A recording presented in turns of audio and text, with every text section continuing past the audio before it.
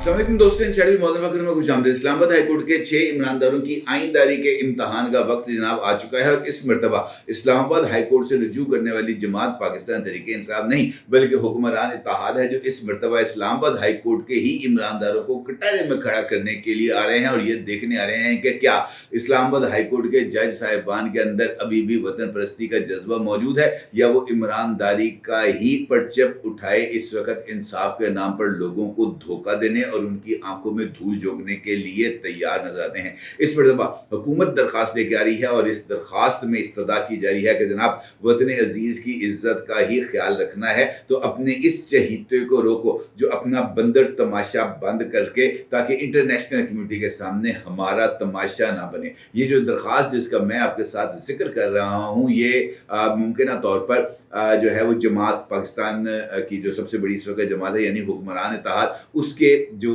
हुक्मरान है यानी मुस्लिम लीग नून, उसकी तरफ से दायर की जा रही है। दो ऑप्शंस इस वक्त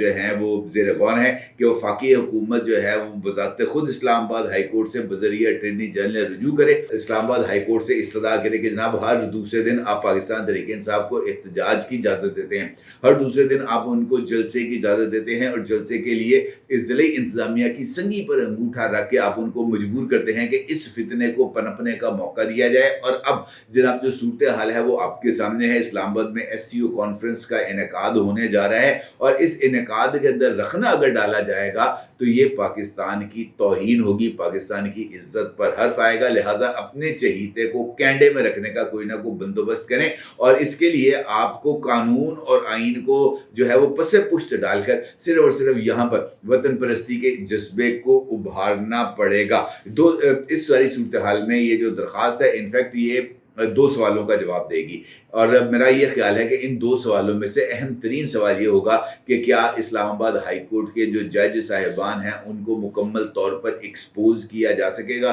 और दूसरा सवाल जो कि बहुत ही ज़्यादा अहमियत का हामिल है कि इस्लामाबाद हाई कोर्ट के जो जज साहिबान हैं वो अपने क्रश को पस से पुश्त डालकर हकीकी वतन परस्ती के जज्बे का सबूत देंगे। इस सारी सूरत हाल पर आपके साथ बात करते हैं, लेकिन उससे पहले बात करते हैं पाकिस्तान तहरीक इंसाफ की, जिसकी पोलिटिकल कमेटी का इजलास तलब कर लिया गया है, क्योंकि खुद इस वक्त पाकिस्तान तहरीक इंसाफ के अंदर भी देखें हर जगह पर अच्छे और बुरे लोग मौजूद होते हैं, हर जगह पर मुख्तलिफ जज्बात मौजूद होते हैं और ज़रूरी नहीं कि पाकिस्तान तहरीक इंसाफ के अंदर जो हर एक मेंबर मौजूद है वो हॉक होगा। किसी न किसी जगह पर आपको अमन की जो है ना वो फाख्ता, वो भी जो है वो शाखे ज़ैतून लहराती हुई नजर आएगी। अलबत्ता ये बात ज़रूर है कि पाकिस्तान तहरीक इंसाफ में ये जो अमन की फाख्ता और शाखे ज़ैतून लहराने वाले हैं इनकी तादाद कम है, जबकि शिकरों की तादाद, हॉक्स की तादाद ज़्यादा है। और वो हर मौके पर इमरान खान साहब ने इनफैक्ट कल्चर अपनी जमात में इस तरह का डेवलप कर दिया है कि जो सबसे ज़्यादा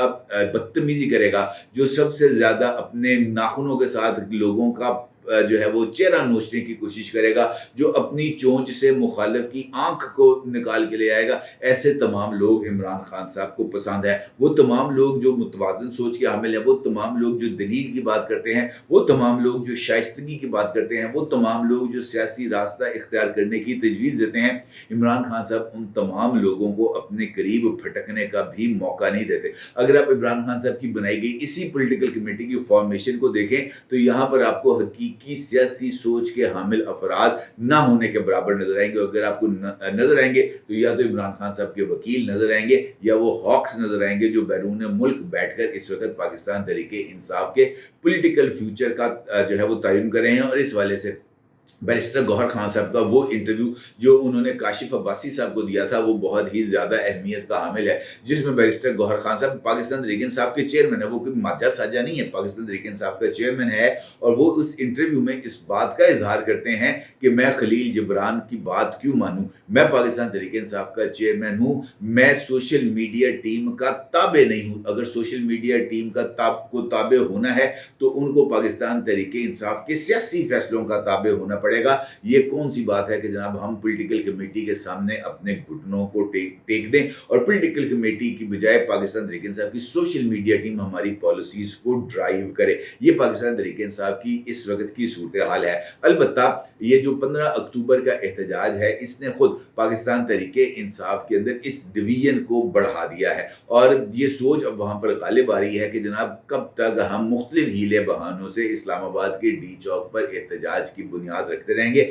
आखिरकार हमको किसी न किसी लेवल पर अपने लिए जो विंडो ऑफ अपॉर्चुनिटी है उसको खोलने की कोशिश करनी है। इस वक्त इस तकसीम को कम करने के लिए ये पॉलिटिकल कमेटी का इजलास बुलाया जा रहा है और इसमें इस बात का फैसला किया जाएगा कि जनाब क्या 15 अक्टूबर की कॉल को वापस लेना चाहिए या हमें 15 अक्टूबर की इस कॉल को मज़ीद आगे बढ़ाना चाहिए और अपने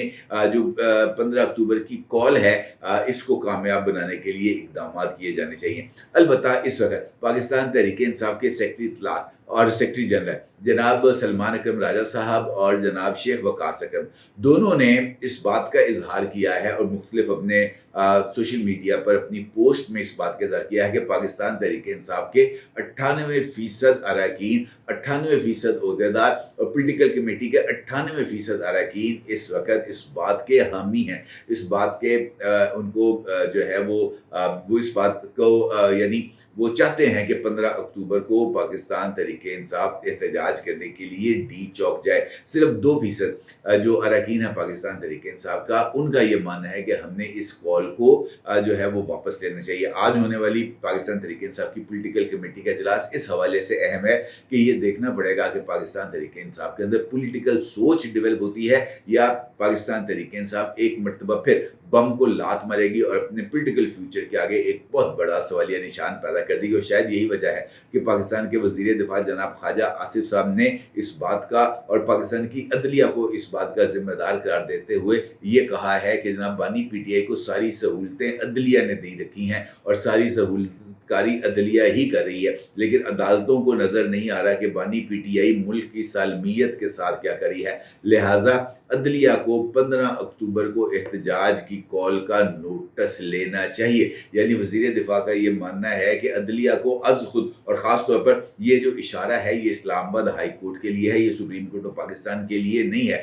कि इस्लामाबाद हाई कोर्ट को अज़ खुद नोटिस लेना चाहिए और उनको पाकिस्तान तहरीक इंसाफ को नोटिस करके और हुकूमत को नोटिस करके खुद इस्लामाबाद हाई कोर्ट के रूबरू खड़ा करना चाहिए। उनसे पूछना चाहिए कि जनाब होता डेढ़ बट केड़ा फिर रहा है, अब आपको कौन सी ऐसी तकलीफ आ रही है जिसके नतीजे में आप इस वक्त पाकिस्तान के अंदर एहतजाज की कैफियत को पैदा करके पाकिस्तान के दोस्त ममालिक के सामने पाकिस्तान की पोजीशन को ऑकवर्ड करना चाहते हैं। एक जानिब जब पाकिस्तान इकोनॉमिक प्रोग्रेस की तरफ जाता है, आप IMF को खत लिख देते हैं और ये कहते हैं कि पाकिस्तान को लोन ना दो। एक मौके पर आप जो है वो इंटरनेशनल कम्युनिटी को पाकिस्तान की इमदाद बंद करने का खत लिख देते हैं। एक मौके पर आप इंटरनेशनल कम्युनिटी को सिर्फ इमरान खान के नाम पर पाकिस्तान पर पाबंदियां आयद करने का खत लिख देते हैं। एक मौका ऐसा आता है आप पाकिस्तान के चीफ ऑफ आर्मी स्टाफ को अमेरिका में बैन करने के लिए खुद अमेरिकी हुकूमत को उस वक्त खत लिखते हैं कि जब chief of army staff America में मौजूद होते हैं। आप उस मौके पर भी लोगों के सामने आते हैं जब आपको जो है एहतजाज कर रहे होते हैं और आपको इस बात का अंदाज़ा होता है कि इंडियन जो फॉरेन मिनिस्टर हैं जयशंकर साहब, वो भी पाकिस्तान आ रहे हैं और आप जयशंकर साहब को अपनी ही जलसे के अंदर शिरकत करने और वहाँ पर उनको खिताब करने की दावत देते हैं, ये सोचे समझे बगैर कि इसके जो पॉलिटिकल असरात हैं वो क्या होंगे। उसके बाद आप जो है वो कौमी जरगे के हवाले से भी इजहार ख्याल करते हैं, ये सोचे समझे बगैर कि इस मौके पर अफगानिस्तान के पाकिस्तान के साथ ताल्लुकात क्या हैं और इस मौके पर अफगानिस्तान को छेड़ना पाकिस्तान के सियासी मफादात के लिए और पाकिस्तान के सफारती मफादात के लिए किस हद तक नुकसानदेह हो सकता है। और अब जब 30 ममालिक के सरबराहान, उनके सदूर और उनके वज़राए आज़म अपने अपने डेलीगेशंस के साथ पाकिस्तान आ रहे हैं, आप एक मरतबा फिर एहतजाज के नाम पर पाकिस्तान को इंटरनेशनल कम्युनिटी के अंदर गंदा करने की कोशिश करते हैं, पाकिस्तान के सर को झुकाने की कोशिश करते हैं, तो क्या ऐसी जमात को और ऐसी जमात के से वाबस्ता अफराद के खिलाफ कार्रवाई नहीं होनी चाहिए? क्या उनके ऊपर पाबंदी आयद नहीं की जानी चाहिए? कब तक हम इन लोगों का बोझ ढोएंगे। इस्लामाबाद हाई कोर्ट को भी इस सारी सूरत हाल पर अपने मौक़िफ़ को जो है वो खुलेआम इसका इज़हार करना चाहिए कि जनाब उनकी तरफ से माज़ी में लिया जाने वाला स्टैंड और उनकी तरफ से पाकिस्तान तहरीक-ए-इंसाफ की को दी जाने वाली सहूलतकारी गलत थी और अब उनको इस बात का एहसास हो गया। शायद ये पिटीशन जिसका मैं आपके साथ ज़िक्र कर रहा हूँ जो कि तैयार की जा रही है वो इस सिलसिले में पाकिस्तान की इस्लामाबाद हाई कोर्ट को शायद एक फेस सेविंग का मौका दे दे। ये पिटीशन जिसका मैं आपके साथ ज़िक्र कर रहा हूँ, ये इस्लामाबाद हाई कोर्ट की तवज्जो दिलाने के लिए है। उनको ये बात बावर कराने के लिए है कि माज़ी में आपने जिस आदमी को जिसके ऊपर ऑफिशियल सीक्रेट एक्ट की खिलाफ वर्जी का मुकदमा चल रहा था, आपने उसको बेल आउट किया, आपने ऑफिशियल सीक्रेट एक्ट के तहत चलने वाली कार्रवाई को नल एंड वॉइड करके उसको बरी किया। हालांकि जो वाक़यात मैंने भी आपकी खिदमत में पेश किए हैं, उन वाक़यात की बुनियाद पर उस शख्सियत के खिलाफ सख्त तरीन कार्रवाई होनी चाहिए थी, लेकिन इस्लामाबाद हाई कोर्ट ने उस वक़्त जो है ना वो अपने मुख्तलिफ कानूनी नकात और मुख्तलिफ कानूनी पेचीदगियों का सहारा लेते हुए इमरान खान साहब को बेल आउट किया और उनको बरी किया, जिसका खमियाजा आज हमें भुगतना पड़ रहा है। ये पिटीशन के अंदर इन तमाम नकात का जिक्र किया जा रहा है, किस किस मौके पर पाकिस्तान तहरीक-ए-इंसाफ की तरफ से किस किस तरह पाकिस्तान के वक़ार का सौदा किया गया, किस किस मौके पर पाकिस्तान को नुकसान पहुँचाने के लिए, पाकिस्तान की पोलिटिकल आइसोलेशन को यकीनी बनाने के लिए इक़दाम किए गए। इस पिटीशन के अंदर उन तमाम नकात की तफसील बयान की जा रही है और इस एप्लीकेशन में इस बात की इस्तदा नहीं की जा रही कि जनाब पाकिस्तान तहरीक-ए-इंसाफ को 15 अक्टूबर को एहतजाज करने से रोका जाए, बल्कि इस्लामाबाद हाई कोर्ट को आईना दिखाते हुए ये बात बावर कराने की कोशिश की जा रही है कि आपकी तरफ से जो इमरान खान साहब की सहूलतकारी की गई है माजी में और उसके नताइज पाकिस्तान को किस किस तरह भुगतना पड़े हैं, आपको माजी में किए जाने वाले इन तमाम इक़दामात के ऊपर जो है उसका असर-ए-नौ जायज़ा लेना चाहिए और ये देखना चाहिए कि